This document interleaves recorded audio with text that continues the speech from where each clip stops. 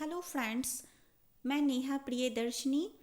स्वागत है आप सभी का मेरे YouTube channel English NET JRF with Neha Priyadarshini में। How are you all friends? Hope you all are doing good. Guys, मैं आज आप लोगों के लिए लिटरेरी थ्योरी से टॉपिक लाई हूँ। On one side, I will teach you British literature, and on the other side, I will teach you literary theories.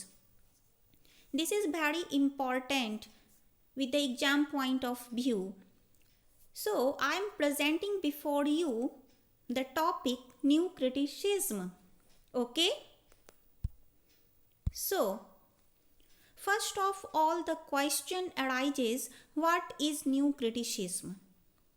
Well, it's a formalist movement in literary theory. Again, here the question arises, what does formalist movement stand for? You know, formalist movement was mainly in the support of literary forms. Okay? They talked of a structure, form. They emphasized the importance of a structure rather than the deep inherent meaning of the text. Okay, I will discuss it later. And the second point that dominated American literary criticism in the middle decades of the 20th century. This movement derived its name from John Crode and Son's book, The New Criticism, 1941. Note it down, guys.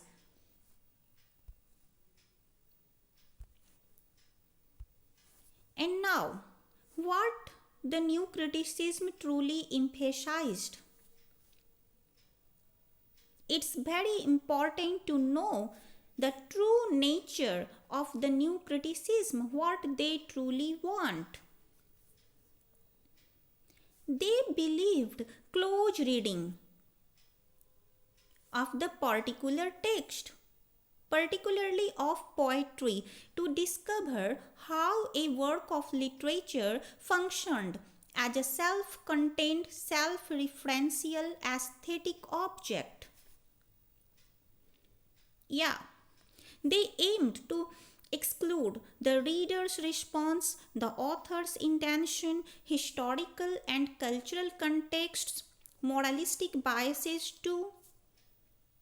So, what after all they want and what they believed? New critics believed the structure and meaning of the text at the same time. They said both are intimately connected and shouldn't be analyzed separately. So they focused mainly on the structure than its meaning. Okay? Now, the features of New Criticism. It's a critical movement that propagates the idea of art for art's sake, focusing on the text itself, alone text only. They emphasized close reading. As I discussed in the previous slide, what does close reading stands for? Okay? Then new critics intentionally ignore the author, the reader, and the social context. Yes, their focus was entirely on the structure and then the meaning. They were not tended to distract from the text and meaning of a poem. They appreciated the aesthetic qualities of a poem or a text. They aimed for newer, systematic and objective method, not too subjective and emotional. Okay? Moving on to the next slide. Here, what after all the new critics preferred? Well, they preferred the structure and meaning of the text. On one hand, they focused on rhythm, meter, theme, imagery, metaphor, etc. On the other hand, they looked for paradox, ambiguity, irony, and tension.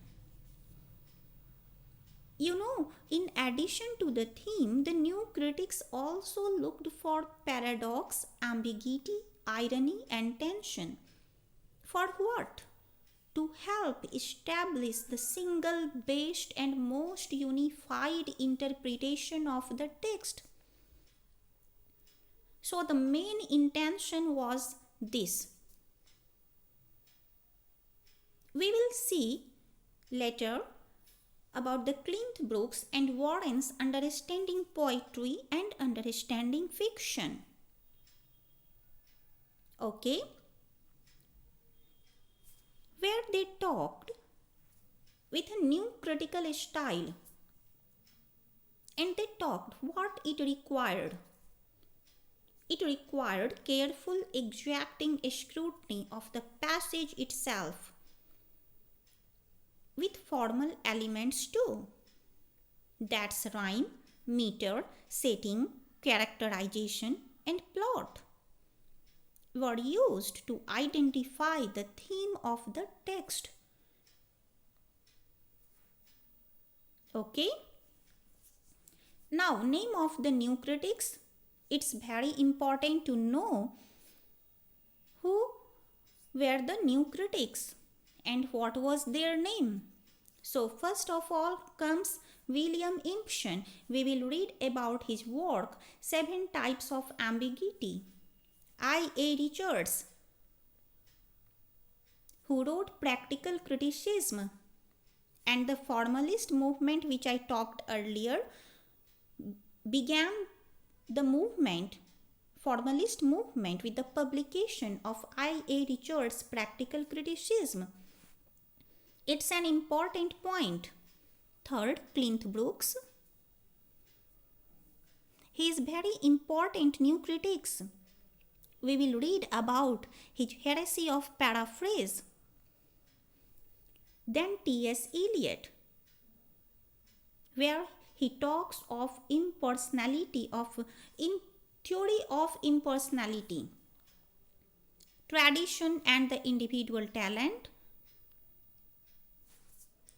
metaphysical poets, etc., were his important works. Then comes Wimsatt and Beardsley, who talked of affective fallacy and intentional fallacy. R.P. Blackmore, he is also important. Then Robert Penn Warren. Then John Crowe Ransom. Then F.R. Leavis. Then Alan Tate. Alan Tate, who talks of tension in poetry. We will definitely read about this, where he talks of the extension and intention, combines the tension in the poetry.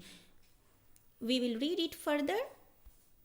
So, this was all about today's session. Hope you have enjoyed it well.